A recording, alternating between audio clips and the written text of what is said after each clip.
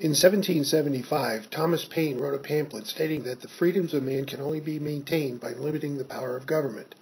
The pamphlet was called Common Sense. In 2015, it still is Common Sense. I'm Alyson Perry. I'm Mark Zaccaria. This is Common Sense. Welcome back. This week, State Rep Patricia Morgan continues her interview series focusing on small businesses here in Rhode Island and the headwinds they face trying to keep up with the regulatory and economic environments created by the state legislature. This week, Pat will talk with Mark Garofalo of Providence to see how his business, Fireworks Catering, is managing.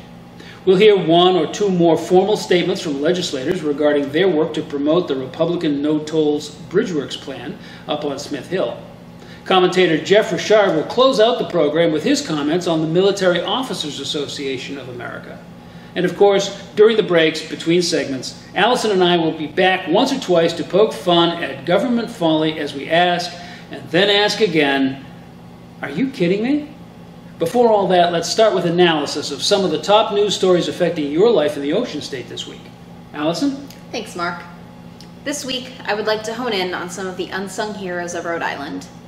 As the secretary of the Homeland Security Club at our very own community college, I was fortunate enough to visit the Rhode Island Disaster Medical Assistance Team headquarters in Exeter. The men and women of this team are truly some of the least recognized first responders of Rhode Island. As a state, we are home to a powerful state police department, well-trained fire departments, and some of the most dedicated EMS personnel around.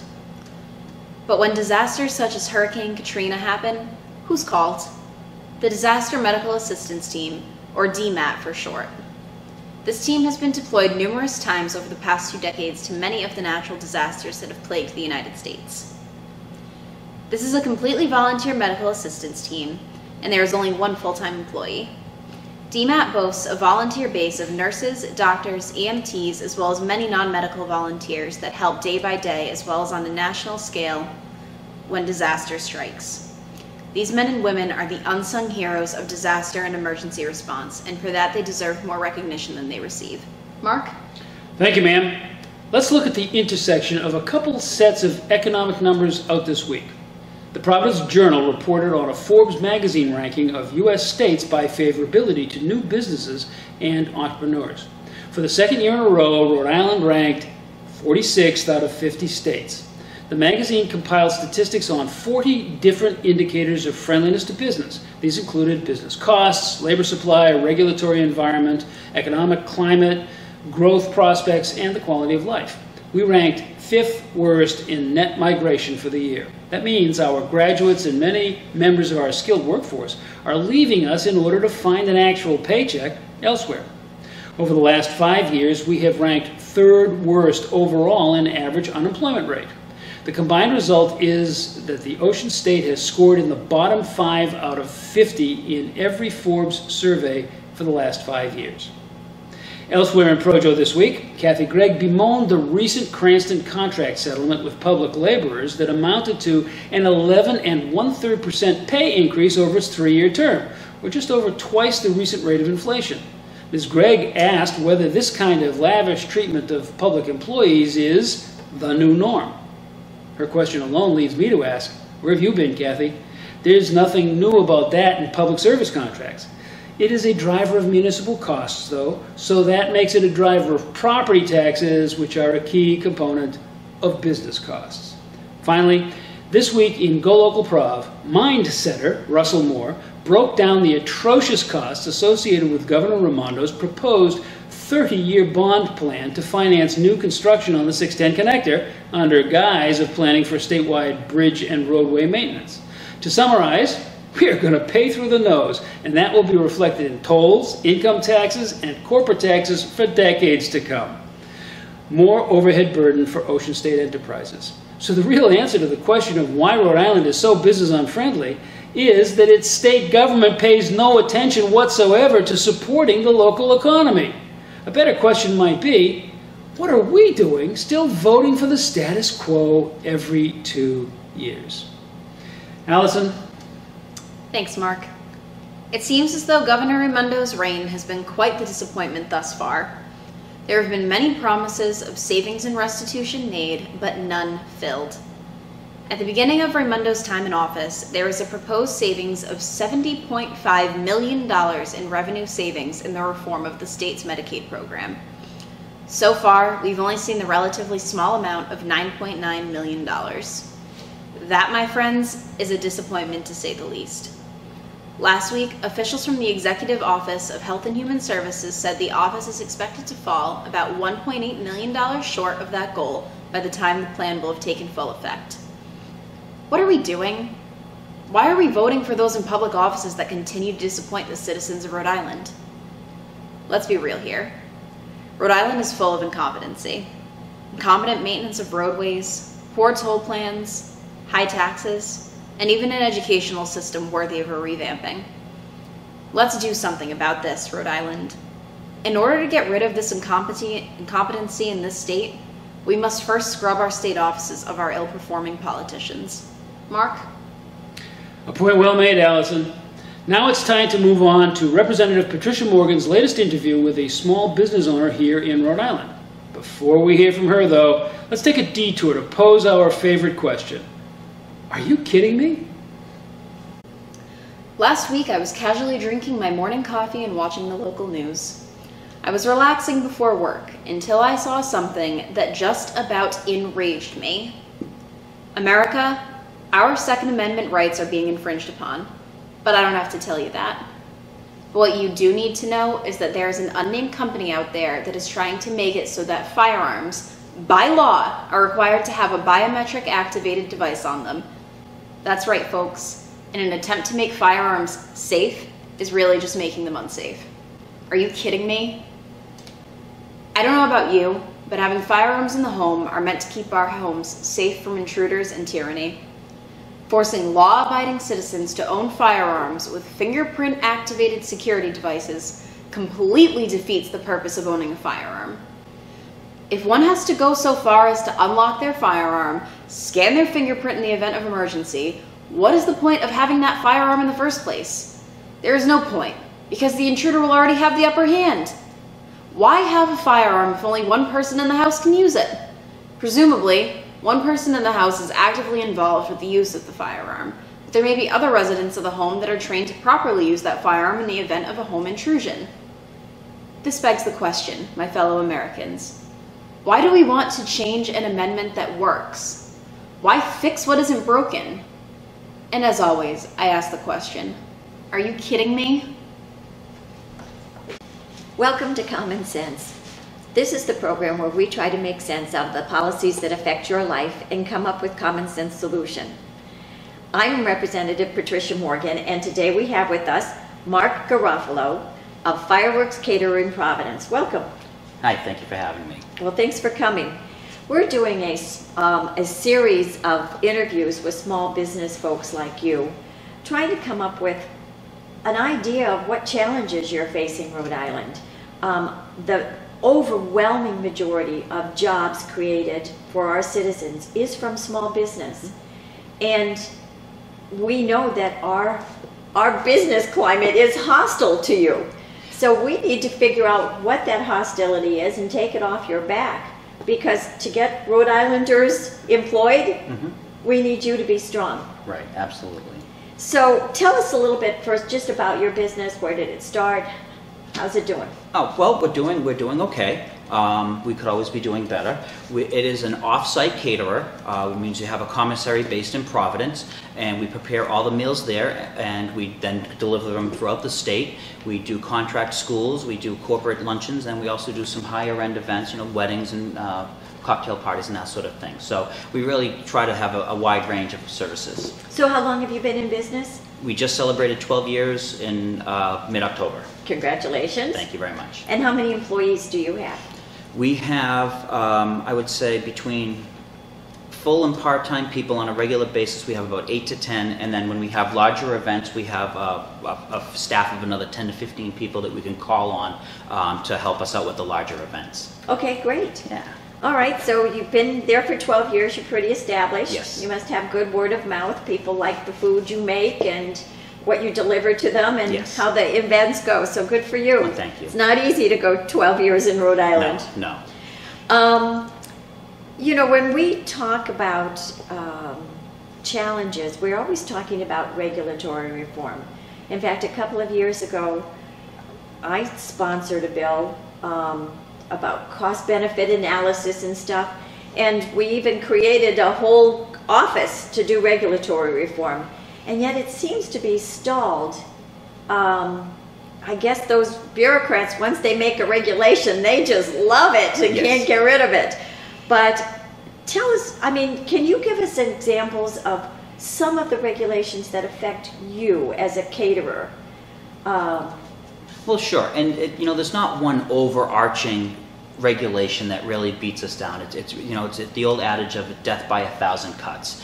And whether it's a litter fee permit that we have to fill out that costs $40, or we have to have something put on our backflow prevention that costs another $100 to have inspected every year, or okay, so let's talk about that. Sure. Backflow preventer, something that popped up in the last 4 or 5 years. I think it's been 5 years, right? All right, and that's to keep the sewage from coming back into your basement, I assume. Yes. Would you not have fixed that without this Well, of course regulation? not. Of course not. You would have like fixed I it said, anyway. We've been in business for 12 years, and we never had a problem with it. And rest assured that, you know, we're smart enough to know that if we did have a problem with it, it's something we want to be able to take away. A lot of these fix it we would right absolutely away. fix So it. do you need to absolutely. pay the $100 a year to have it inspected?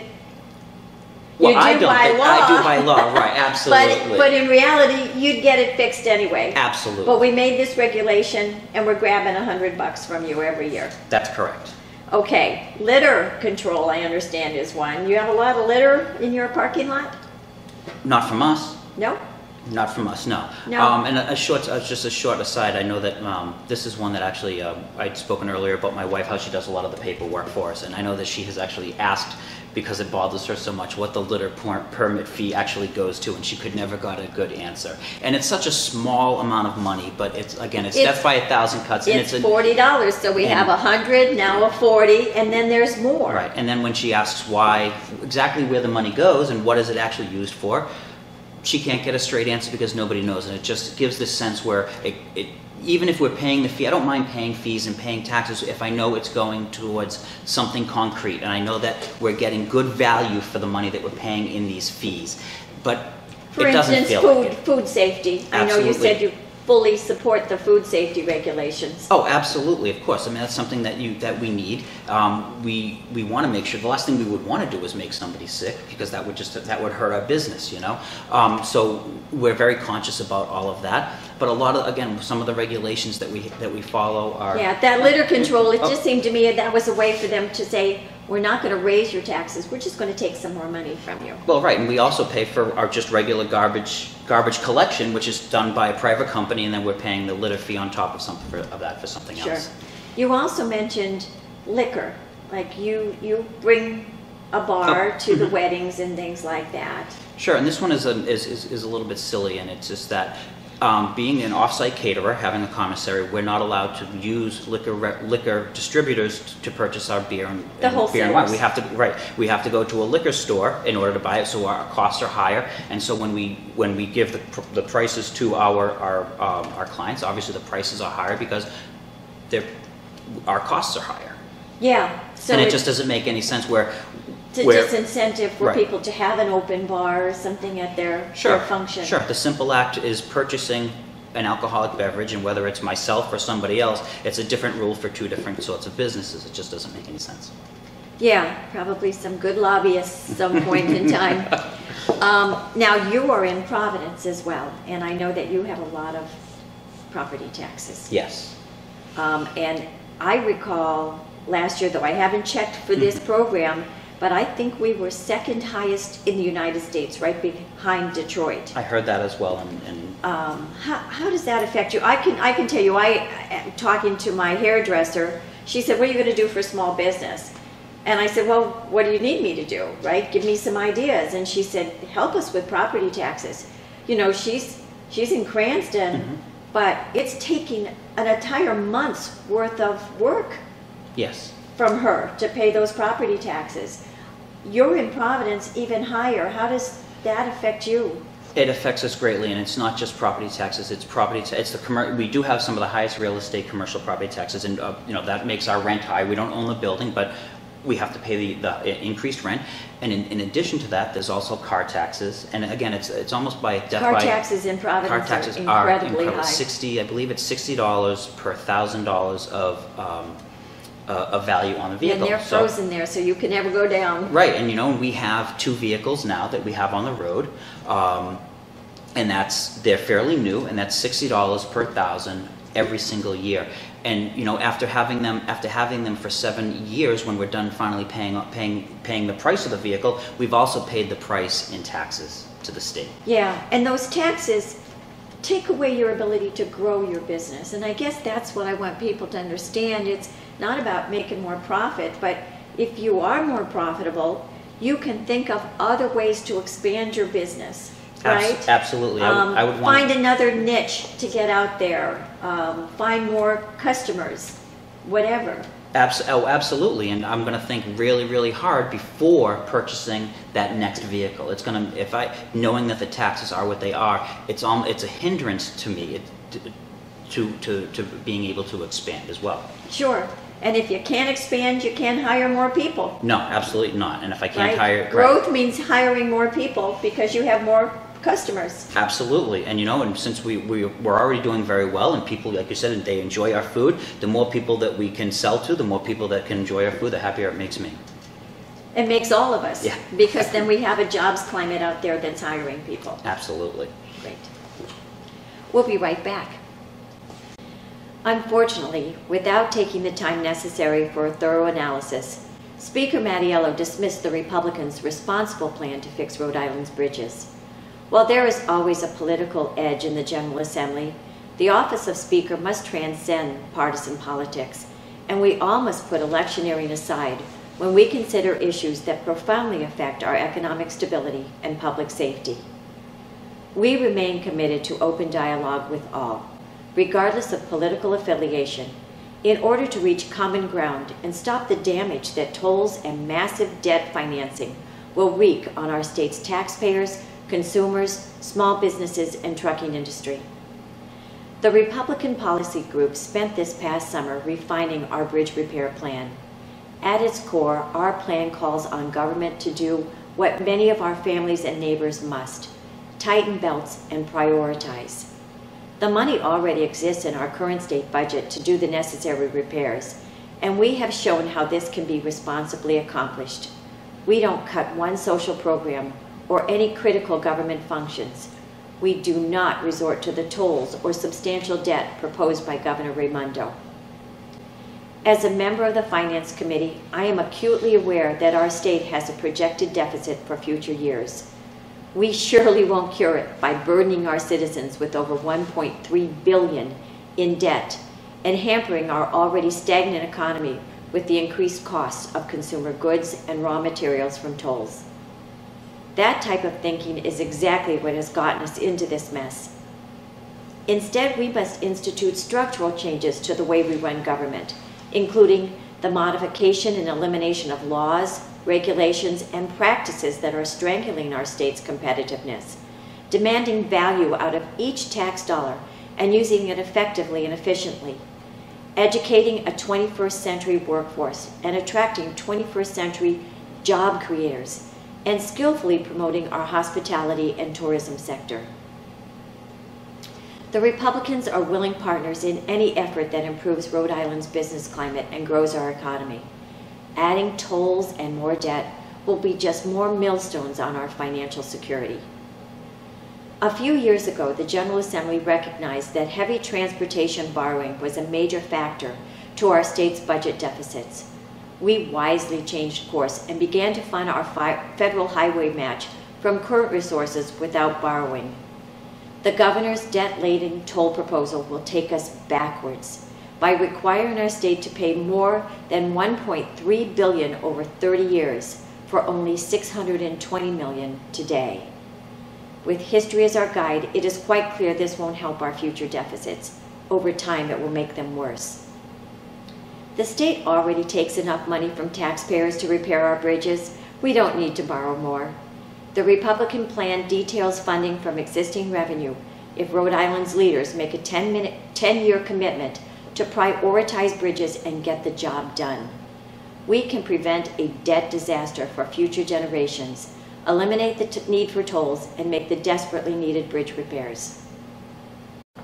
In a recent Projo article, Richard Salet bemoaned the fact that the HealthSource Rhode Island Obamacare Health Insurance Exchange is losing money because it has so few customers and is doing so bad a job of customer service for those who do sign up. Wait, what? He didn't know that already? Are you kidding me?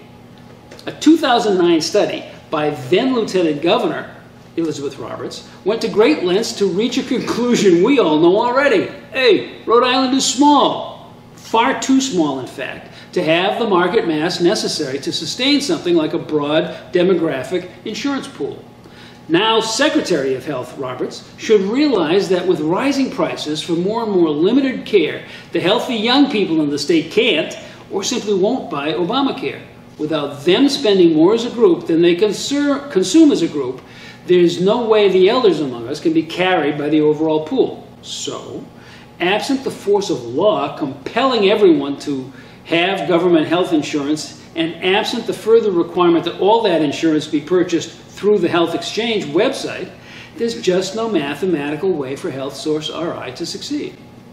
In the Ocean State Currents blog, Justin Katz notes that that's why Rhode Islanders should find it offensive, presumptuous, and dangerous that a recent promotion of the state's Unified Health Infrastructure Project, or UHIP, talked aggressively about capturing markets. Hey, I'm a marketing professional. I've used that term quite often in my career, but always with the inference that my product would capture market share only if it offered better value for money than its competition. With UHIP, I too am concerned that when they talk about capturing health insurance market, that somehow the state police might be involved. Unless we really are evolving a totalitarian regime, I'd say it's time for government to get out of what ought to be commercial enterprises. That's not because it's any more just that way, but rather because it's more efficient and delivers more services to more citizens. That is the stated goal, is it not? Or when it comes to all the traditional American rhetoric about freedom, are you kidding me? Welcome back. I'm Representative Patricia Morgan, and today we're talking with Mark Garofalo of Fireworks Catering in Providence. Been in business 12 years. Yes. You do off-site catering, and 12 years is a good indication that people like what you do. Absolutely, thank you. We've talked a little bit about regulations and taxes and how that drains some of your ability to grow your company. Sure. This last year in session, we raised the minimum wage. Yes. And, you know, at the time, right, the Republicans were saying, well, wait a second, you say it's $1 that you're raising it. We weren't raising it $1 on you. No. What do you think we raised it on you in total per week? You know? Yeah, well, it's $1. Hundreds, right? Well, absolutely, because it's a cascade effect. It's when you have people that are just starting a job or starting a new industry, and they're learning and you're training, and they're earning. They're not just earning a monetary. They're also learning skills or whatever. So they. You had to bring them up to a higher wage. Sure. And when that brought them up to a higher wage, the people that were at the higher wage had to be bumped as well, because it makes their worth, now are they just worth what the low... Sure, hey, wait, I've been here for 5 years. Yes. If he gets that, I get a bump up too. Sure, absolutely. And I've always tried to pay our employees a fair wage for what it is that they're doing. We respect our employees. We have a couple of very long-time employees, and people don't stick around unless they feel that they're being compensated or treated fairly.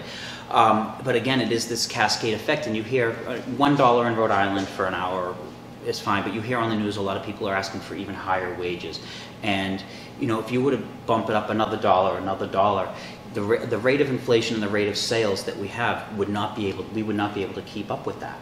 And one of the ways that we would work to survive or to continue to be a viable business to keep the employees that we have would be to look at innovations in, we're being a caterer, we have a lot of, we purchase a lot of food product, and what we do is we turn that raw food product into finished product. There are a lot of innovations in our industry that there are companies that are providing machines, and they are able to provide. So machines can take the place of a person. Absolutely, and then the finished product and that would be cutting down on the amount of labor that we have, and that would help to keep our costs. The amount of labor means people exactly who could be working there. Exactly. So just to keep the people that we have employed, never mind trying to grow and employ and hire new people. And that, when you talk about the size of businesses, success is not always just money, but it's the amount of employees that you have and the size of your business. Yeah. I have been in some restaurants now that are actually using little things on the table to pay the bill, order your drinks, and some of this stuff. It's coming because we keep making labor more expensive, and labor is people, right? And I think you'd rather employ a person than a machine, but it has to make sense, economic sense. Well, absolutely, and not just a machine, but in raw products. So if we're buying a carrot, we wash the carrot, peel the carrot, cut the carrot, cook the carrot. If there is a machine somewhere else at a plant that's able to do that on a larger scale, now we're getting a product in that is already cut. It has already been peeled, been washed, been cut. And what that does for someone in my business actually is it really removes us almost from the beginning product of what we have, and so there's a little bit maybe less respect for the food that we're preparing to start with, and so we want to keep, as a chef, I want to try to keep the connection to the food as close as possible, and that means not buying a carrot that's already been peeled and cut, but to do that work ourselves, closer to the source. So, but in order, like I said, to be viable and to have the employees that we have. Well, and it's really not just a dollar that we were raising. We were raising your labor costs probably by 11–12%. Mm-hmm. Yeah, absolutely. Right? Let's put it in percentages, and that can be a lot for a small company. You're right, and what the hidden part that people don't see again is just the cascade effect, where it goes all the way up the ladder. And that it's multiple employees over multiple hours. Absolutely. And multiple weeks. It's not $1 1 hour. It's 30 hours, 40 hours, yeah. I tell you, if our economy was thriving, I always think that the minimum wage comes up when an economy is stalled, right? If people can't find anything but minimum wage jobs, that's when you get more chatter about, well, we have to have a living wage. If our economy was thriving, if everybody was, able to walk into a store or a company and get a good job, we wouldn't be talking about minimum wage. Right. Because you'd have to pay more to get good Absolutely. employees. Businesses would be competing with each other with higher wages to get better employees. And your customers would have the higher wages already, right? Instead of forcing people to pay way above the ability of their company to sustain it. Absolutely. And go to machines and robots and things.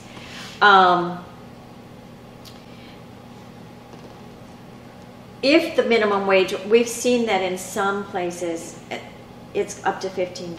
Yes. Right? That's mostly in California, the West Coast. Yes. I noticed that in this recent election, it's been rejected by folks understanding that this makes economic suicide. But we've talked about it up here in the State House. If that should happen to you in this state, would you be able to keep your doors open?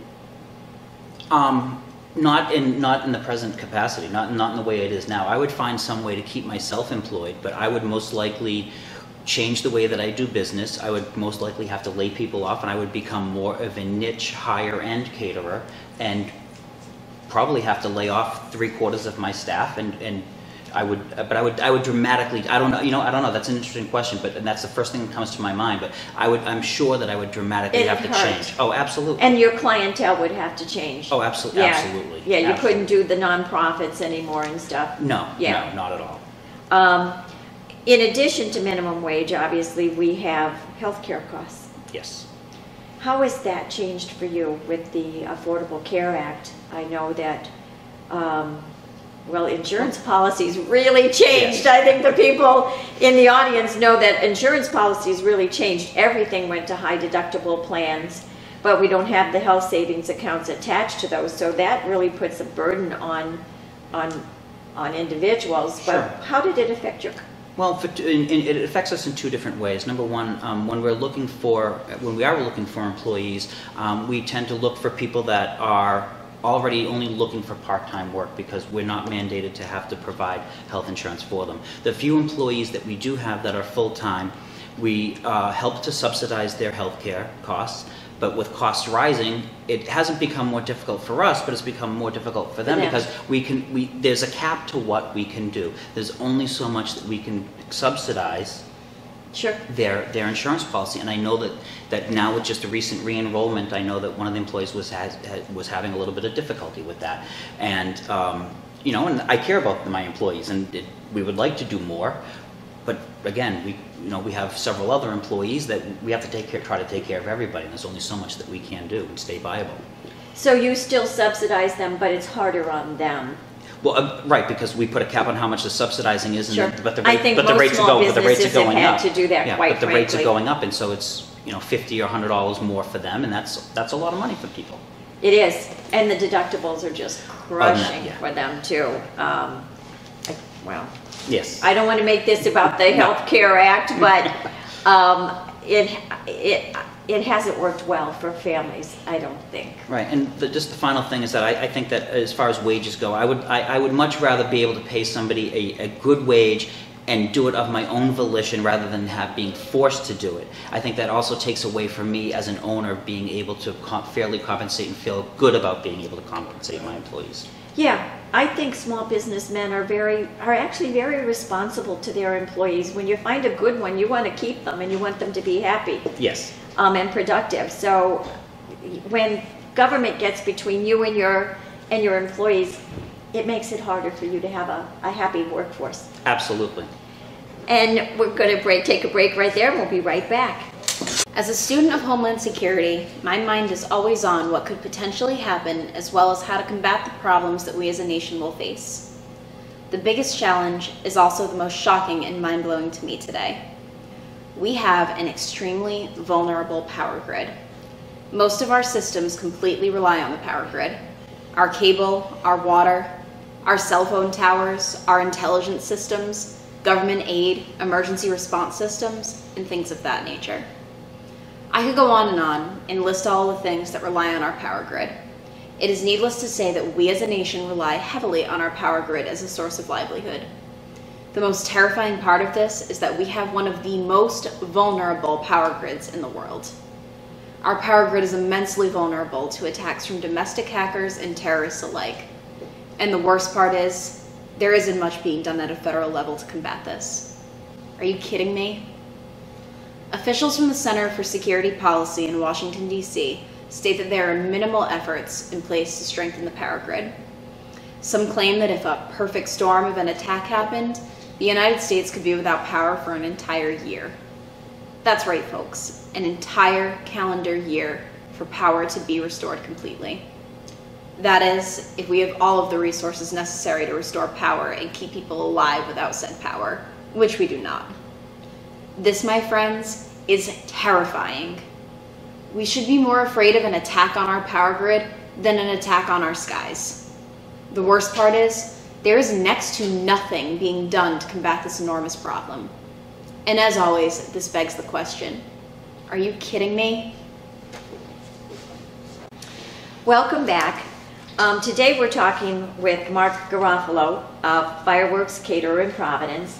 You do off-site catering, which means wedding, corporate meetings. You said you do some nonprofits when they have events. Yep, absolutely. We have our commissary is based in Providence, so we produce all of the food there, load it into trucks, and then send it out to our various clients throughout the state. All right, so you know that the Republican Policy Group, of which I'm the chairman, Yes. We've been actually trying to prevent tolls. Yes.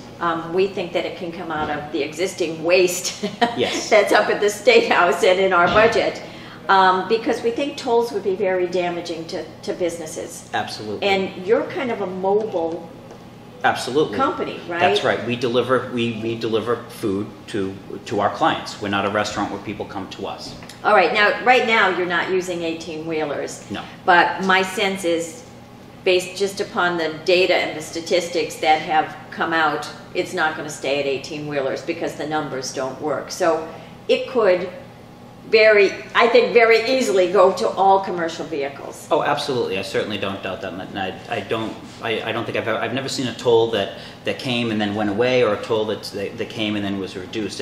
And I may not be using 18-wheelers right now, but a lot of my vendors do. You know, I'm getting food deliveries, I'm getting paper good deliveries, and then even when we do larger events, you know, we don't have all of our own tables and chairs and what have you. So when someone has a large wedding, we use an outside company. We use several here that are based here in Rhode Island, and they use 18-wheelers as well. So they are traveling all throughout the state on our behalf, and I don't see any way that our costs would not rise because the trucks would have to pay the amount of tolling.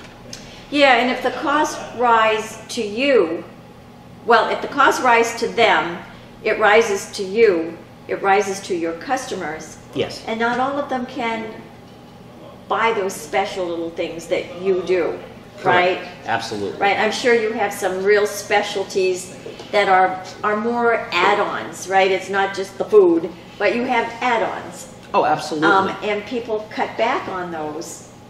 Yes, they do. When the cost becomes an issue. Absolutely. You know, if, like I said, if we're using a rental company, the amount of rentals that somebody might use, or spending and maybe getting a larger size tent and being able to have more people at their wedding. You know, more people at their wedding, they need to cut back on it, so they decide not to have a tent. So now. Sure, if it's $30 a meal, mm-hmm. it's one thing. If it's $35, well, maybe fewer people, maybe smaller cake, right. maybe not right. the appetizers passed around and right. stuff. And one of the things that actually we did a few years ago was when we do our invoicing, we started to line item all of our invoices, especially when we had rental companies, so that people could see what it was what went into the final cost. And so we would continue to do that, and I can guarantee you that when somebody sees what the rental price would be, and then we also add what the delivery charge is on that, those would all go up, and I guarantee you that people are already looking at those things and they're saying, well, geez, the delivery seems a little high or whatever. And with tolls, it's just going to go higher. Well, and I know that you had thought, oh well, it's going to be a couple of bucks. Yes. It's not just going to be a couple of bucks. It's going to be every one of our major highways, actually, right? Mm-hmm. They keep saying, well, most states have toll roads, but they have one toll road. Like right. the Mass Pike, right? Sure. The New Jersey Pike. Ours would be 4 major highways, so there'd be no way that you could avoid them, mm-hmm. quite frankly. In the original proposal that the governor had, I saw that the Washington Street Bridge was in there for a $22 toll on 195. Wow. Okay. The Washington Bridge, right? That's big, and her numbers are soft. So I bet it's more than $22 when we finally get finished with that. So it's not something you can avoid, and it's a large expense because it's $22, $25 one way, the same coming back. Right. Well, and if the $22 doesn't work, it's not just one time you go. Right. So if the $22 doesn't work with the 18-wheelers coming across, that's when it will come down to smaller vehicles, and we have smaller commercial vehicles, and that's when the toll would then hit us, not just from our vendors, but that's when it would start to hit us directly. You know, because our vehicles would be going over the bridge, our vehicles would be subject to those tollings. Yeah. It's now the Trucking Association. Do you use diesel? We do not. We do not use diesel. Okay, so the Republican Policy Group, we actually looked at expanding the diesel mm-hmm. fuel tax and registrations for vehicles. You already pay commercial tax rates. Correct. You talked about property tax. The commercial tax rates in Providence mm-hmm. are just horrendous. But I know the Trucking Association has talked about raising the the cost of diesel fuel. Sure. So right now it's 33 cents per gallon is the tax on diesel fuel. They said add 18 cents, which is more than 50%. Yes. Could you afford to pay 50% more for the fuel?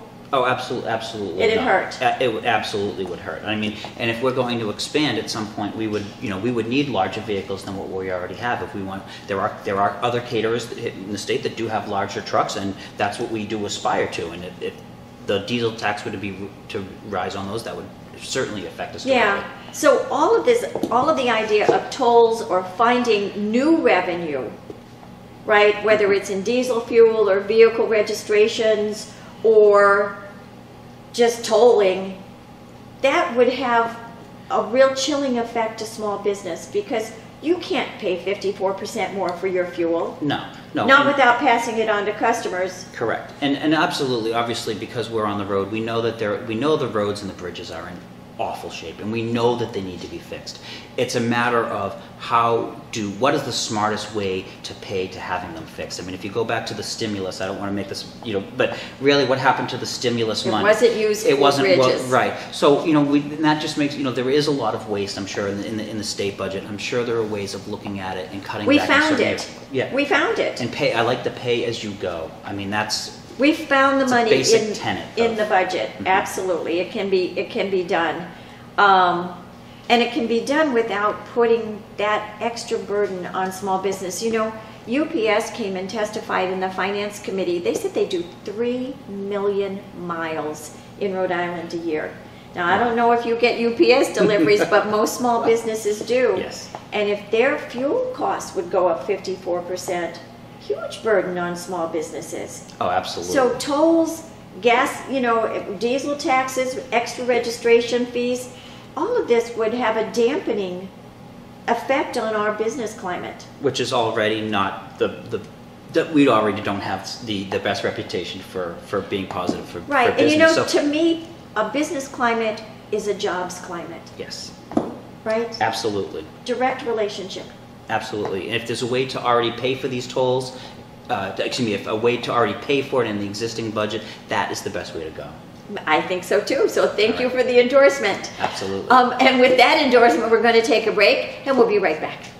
The governor is beginning to expect us all to get serious about authorizing her $1.3 billion bond for adding a bus lane to the 610 connector. But she still refuses to offer any detail on just how many toll gantries she's planning on or where in the state they might be. Are you kidding me?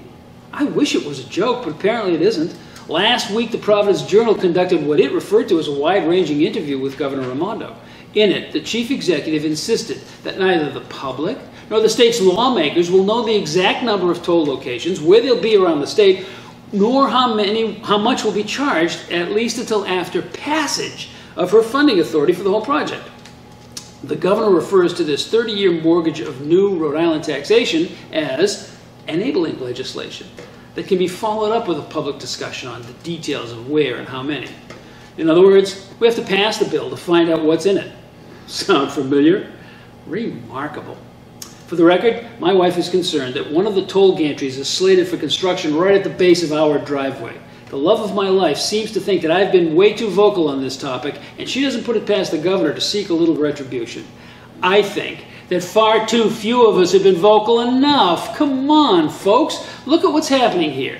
We're being asked to add some 40% to our total indebtedness without a referendum vote. We're being asked to take on an additional out-of-pocket annual charge of at least $60 million in an already debt-burdened economy, whether we like it or not. We are being sold all this under guise of playing catch-up on statewide roadway and bridge maintenance, while DOT is publicly acknowledging that nearly 90% of the money raised will be used for new construction. Here's what you should do. Shout out loud. Share on Facebook. Talk about all of this wherever you go. Text and tweet about it. Let's put a stop to this silliness, shall we? At least take the first step by asking along with me, are you kidding us? Welcome back to Common Sense. I'm Representative Patricia Morgan, and we're talking today with Mark Garofalo, a Fireworks Caterer in Providence. Been there for a while, does a 12 good years. job for his clientele, and would like to expand. You'd like to grow. Absolutely. We were talking about some of the programs that we've started at the state level and in Providence, quite frankly, to attract businesses into Providence. You're already there. You've Yes. been there for 12 years. You've been a good taxpayer, a good businessman. But all of these programs, they don't address you at all. No, and I understand that you want to bring large companies in that want to expand, and you have to give them tax breaks. But it's almost like a death spiral. It seems. Here I am. I've been here for 12 years, and I've been paying full freight for taxes. But there is such the business climate, and the tax climate is such that in order to attract large businesses now, that the state and the city have to give tax breaks, and the message generous tax breaks, and that falls upon the rest of the small businesses, and of course obviously the citizens of Rhode Island, and it almost doesn't seem fair to be able, I know that they're larger, what have you, but it's just demoralizing. It's a little demoralizing. They get tax treaties. Sure. And because they get a tax treaty, the city of Providence or the state of Rhode Island still needs a certain amount of revenue. Well, absolutely, and I think that so they're pulling from the small businesses. And I think that if the business climate was as great as it could be, those tax breaks really wouldn't be necessary. If they could lower the tax rate for everybody and make it more competitive for everybody and make it more instead of the second highest in the country. Absolutely, that you would have more companies wanting to move to that vacant land down by 195. You're singing my song, and we didn't talk about this beforehand, but No. I've been saying since I was in the legislature that we had EDC, now the Commerce Corp, and they're out there selling Rhode Island. Well, if you don't have a good product, it's much harder to sell it. Yes. Now you have to give your customers money to sell it, right? Come to our state, we'll give you money because we know we've got a hostile business environment. And to me, we gotta fix the fundamentals. Yes. Right? We've got to fix the high taxes. We've got to fix the over-regulations. And then we won't have to make this huge difference between large companies and small companies. Right. The incentive would be the state of Rhode Island itself. That's right. They'd be knocking at the door. Can we come and fill your 195 land? Not, oh God, what kind of tax incentives Brown do you graduates, RISD graduates, Johnson Wales graduates would want to stay in the city. They'd want to stay in the state instead of having to leave. Yeah, I mean, if you go up into Boston, and I know that there's a different dynamic there, but we have an Ivy League school here with Yes. a lot of bright people graduating every year. Up there, they're staying, and they're incubator industries, and there's so much energy around the really smart people that are there. We have the same basic human capital here, Yes. except they're leaving. Yes. Because our business climate here is so hostile. And you start small. I think did Apple start in the garage? I think Or so, was yeah. that Microsoft? One of One them of them. started in a garage. Probably both. Right, and now there are these huge companies. Well, you got to have the fundamentals right. Yes. Right? Yes. To incubate small companies like yours. Sure. You could be a huge caterer. Absolutely. Right?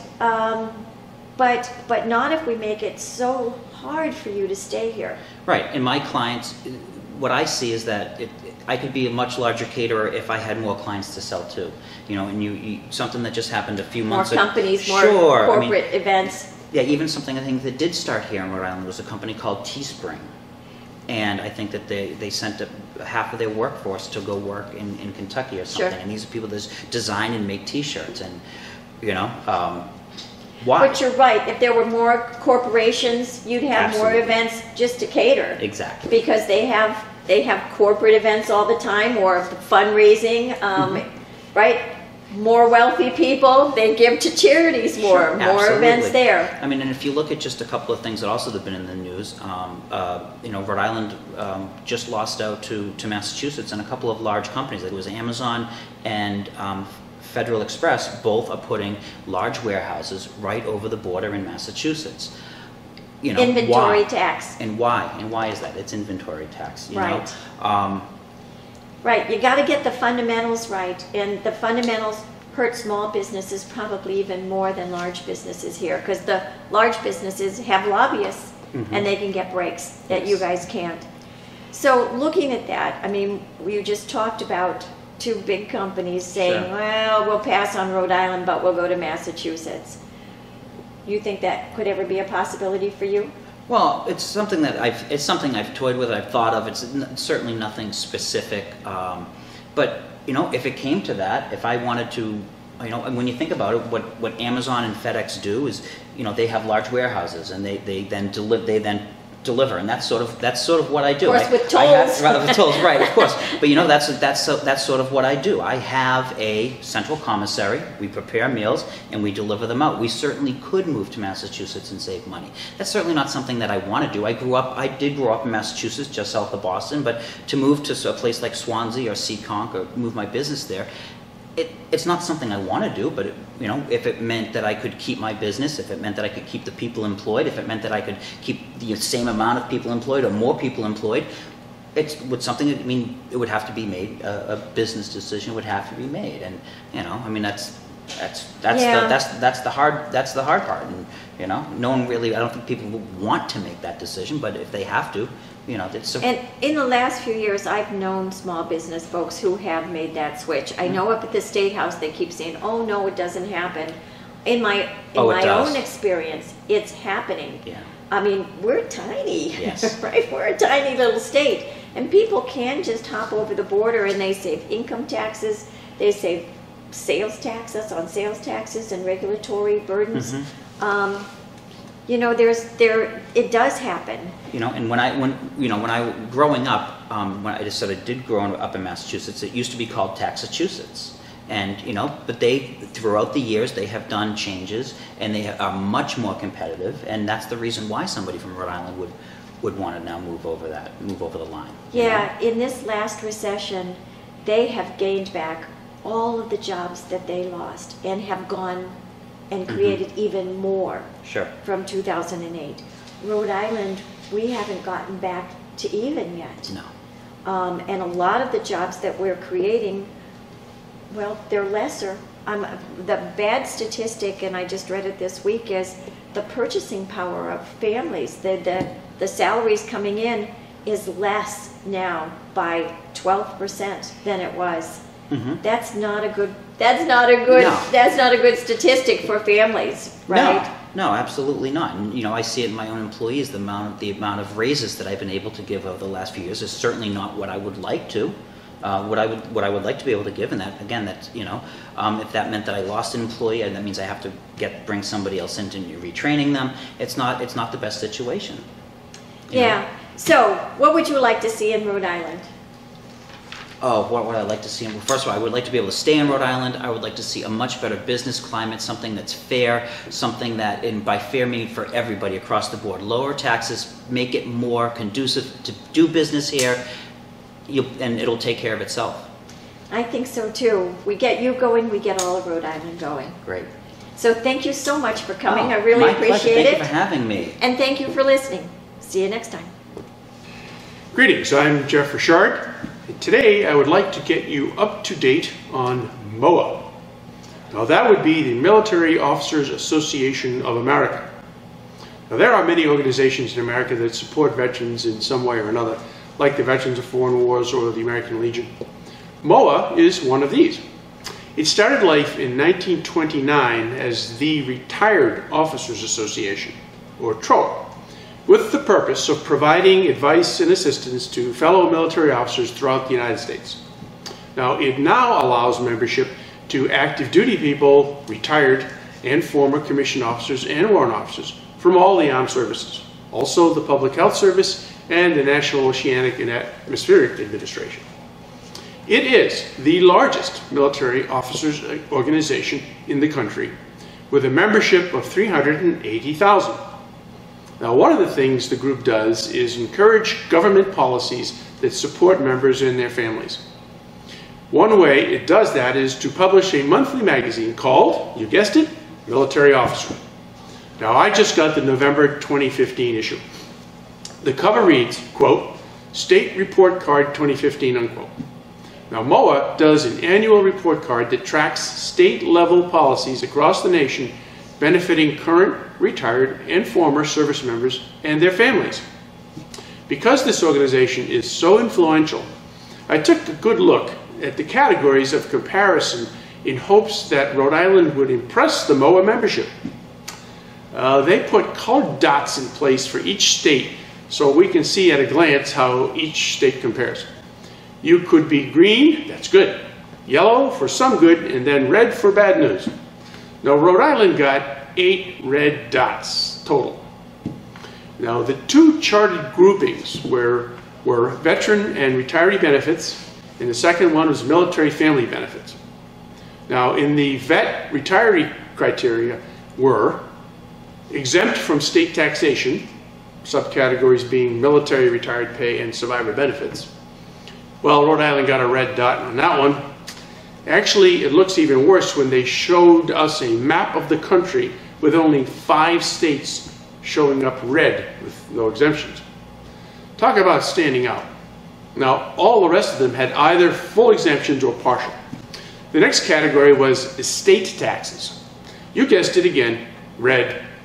15 states have this tax, and in some cases, like Rhode Island, the state has lower exemption amounts than the federal $5.4 million exemption.